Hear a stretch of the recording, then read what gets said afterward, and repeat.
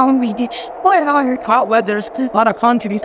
I think we're in the city of Jericho, the city of palm trees. Look over there, there's a camera. Hey, I'm Joseph. Hey, I'm Liam. Welcome to COB, or your kids' TV. I know you enjoyed the Bible story times, but this is what we need you to do.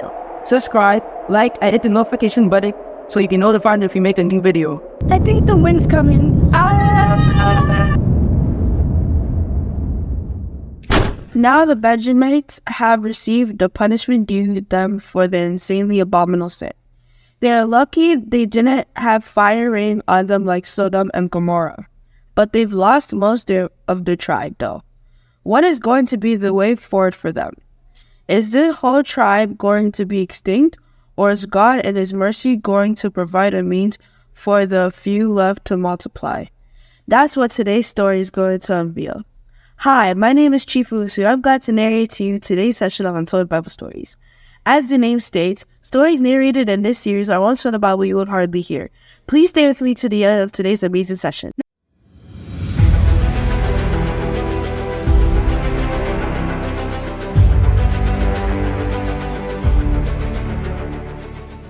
Now the men of Israel had sworn at Mizpah, "No one of us shall give his daughter in marriage to Benjamin." And the people came to Bethel and sat there till evening before God. And they lifted up their voice and wept bitterly. And they said, "O Lord, the God of Israel, why has this happened in Israel, that today we shall be one tribe like it in Israel?" And the next day the people rose early and built there an altar and offered burnt offerings and peace offerings. And the people of Israel said, "Which of all these tribes of Israel did not come up in the assembly to the Lord?" For they had taken a great oath concerning who did not come up to the Lord to Mizpah, saying, "He shall surely be put to death." The people of Israel had compassion for Benjamin and their brother, and said, "One tribe is cut off from Israel. This day, what shall we do for the wives for those who are left, since we have sworn by the Lord that we would not give them any of our daughters for wives?" And they said, "What one is there of the tribes of Israel that did not come up to the Lord of Mizpah?" And behold, no one had come up to the camp from Jabesh Gilead to the assembly. For when the people were mustered, behold, not one of the inhabitants of Jabesh Gilead was there. So their congregation sent 12,000 of their bravest men there and commanded them, "Go and strike the inhabitants of Jabesh Gilead with the edge of the sword, also the women and the little ones. This is what you shall do. Every male and every woman that has lain with a male you shall devote to destruction."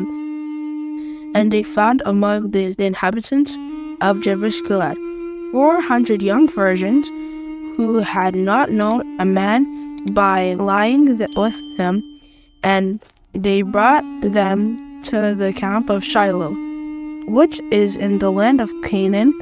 The whole congregation sent word to the people of Benjamin, who were at the rock of Rimmon, and proclaimed peace to them. And Benjamin returned at the time, and they gave them the women whom they had saved alive of the women of Jabesh Gilead. But there were not enough, and the people had compassion of Benjamin, because the Lord had made a breach in the tribes of Israel. Then the elders of the congregation said, "What shall we do for the wives for those who are left, since the women are destroyed out of Benjamin?"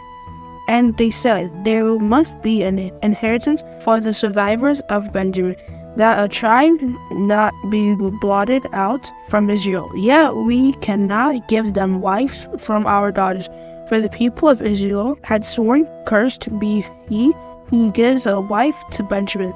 So they said, 'Behold, there is the yearly feast of the Lord at Shiloh, which is north of Bethel on the east of the highway that goes up from Bethel to Shechem and south of Lebanon. And they commanded the people of Benjamin, saying, Go and lie in ambush in the vineyards, and watch if the daughters of Shiloh come out to dance in the dances, and then come out of the vineyards and snatch each man his wife from the daughters of Shiloh, and go and land of Benjamin. And when the fathers or their brothers come to complain, will say to them, Grant them graciously to us, because we did not take for each man of them his wife in battle, neither did you give them to them, else you would now be guilty.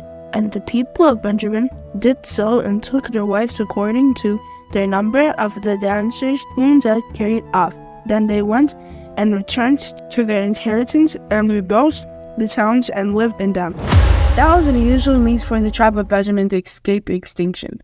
Drop your views in the comment below. Do you think it was a good decision they made? To me, this is a very bad idea, and I believe most of you agree with me. One decision of a group of men led to a bad decision of a whole nation to go on a civil war, and now a poor decision as this.